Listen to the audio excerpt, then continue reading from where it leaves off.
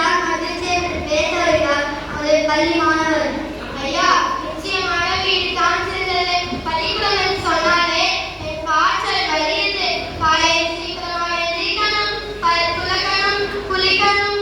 ஐயோ, நேரமாகிவிட்டதே, பள்ளிவாகனம் வந்துவிட்டதே என்று அம்மா திட்டுவாங்க. ஐயா, விடுமுறை நாட்களில் நான் 10 மணி வரை தூங்குவேன்.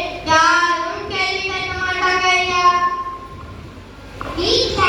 எனக்கு பிடித்த பொம்மை படங்களை பார்ப்பேன். ஆனால் பள்ளிக்கு சென்றால் கஷ்டப்பட்டு படிக்கணும், கை வலிக்க எழுதணும். ஆசிரியர் மட்டும் ஒரே ஒரு பாடத்தை மட்டும் படித்து வந்து பாட வைக்கிறாங்க. ஆனால் நாங்க மட்டும் எல்லா பாடங்களையும் படிக்கணும், எல்லா பாடத்தையும் நல்ல மதிப்பெண் எடுக்கணும். என்ன ஐயா நியாயம்? அதனால்தான் சொல்கிறேன் ஐயா, வீடுதான் ஜாலி, பள்ளியினாங்க ஜாலி. அழகாக சொன்னீங்க போங்க. வீடுதான் மகிழ்ச்சி என்று. ஆனால் இப்போ ஒரு பள்ளிதான் மகிழ்ச்சி தருகிறது என்று பேச வருகிறார் நமது பள்ளி மாணவி. ஐயா, வீடுதான் மகிழ்ச்சி என்று சொல்கிறார்களே, வீட்டிலே இருந்தால் வாழ்க்கையை சாதிக்க முடியுமா? நான் பள்ளியில் நல்ல மதிப்பெண் எடுத்தால் சார் போட்டு ஆசிரியர் என்னை ஊக்கப்படுத்துவார். பள்ளியில் பாட்டு, கலை, விளையாட்டு, நடனம், ஆடி மகிழ்வோம். வீட்டில் நான் தனியாகத்தான் இருப்பேன். ஆனால் பள்ளியில் எனக்கு நிறைய நண்பர்கள் இருப்பார்கள். நண்பர்களுடன் மகிழ்ச்சியாக விளையாடுவேன்.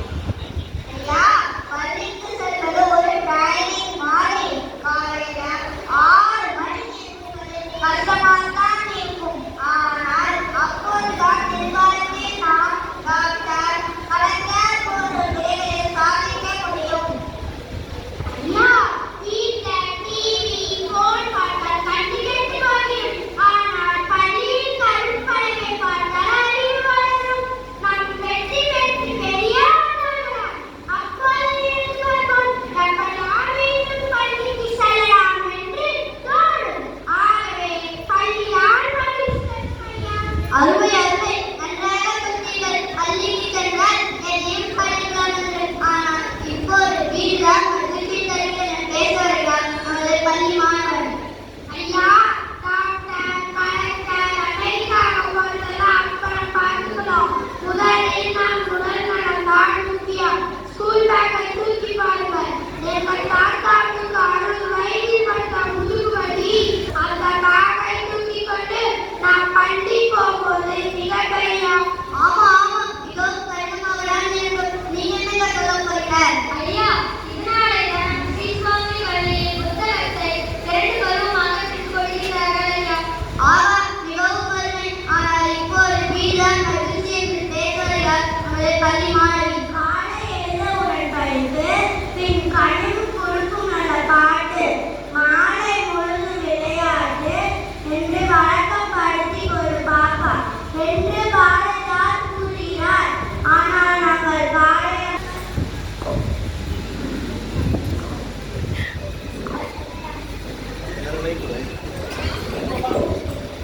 எடுக்கிறாங்க, டியூஷன் கிளாஸ் எடுக்கிறாங்க, சம்மர் கிளாஸ் எடுக்கிறாங்க. விடுமுறை நாளும் கூட நிம்மதியாக இருக்க விட மாட்டேங்கிறாங்க. நிம்மதியும் இல்லை, சுகதினமும் இல்லை. அதனாலதான் சரி, கேளு, நீங்க என்ன சொல்ல போறீங்க? அதனால்தான் ஐயா, மாணவர்களுக்கு மகிழ்ச்சி தரும் வகையில் மாணவர்களுக்கு திறமை மேம்பட yoga, archery, silambam, dance, skating, chess,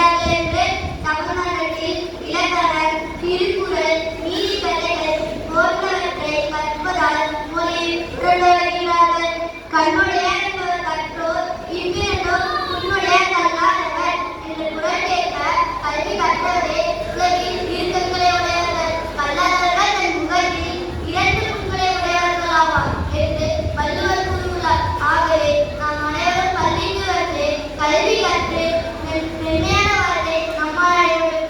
ஆகவே நாம் அனைவரும் பள்ளிக்கு விடுப்பெடுக்காமல் வந்து கல்வி கற்றால்தான் மென்மையான வாழ்வை நம்மால் அடைய முடியும். எனவே பள்ளிதான் அனைவருக்கும் மகிழ்ச்சி என தீர்ப்பு கூறி விடைபெறுகிறேன். நன்றி, வணக்கம். ஐயா, நீங்கள் கூறிய தீர்ப்பு மிகவும் சரிதான் ஐயா. இனிமேல் நாம் கல்விக்கு போகாமல் பள்ளிக்கு வந்து கல்வி வெளியாகாத ஒருவோம் ஐயா. தன்முன் கல்வி உரைத்த மிகழிலே மிக்காதை செய்த மிதமான முன்னிலே எழுத்துணையாலோ மிளகாது தானிதாய் எத்துணையோ மாற்ற இனிது விளக்க கட்டளை போல் தான் கற்ற கல்வியே கூறுதல் இனியானது. அதில் மேம்பட்டவர்களுடன் சேர்ந்திருப்பது மிகவும்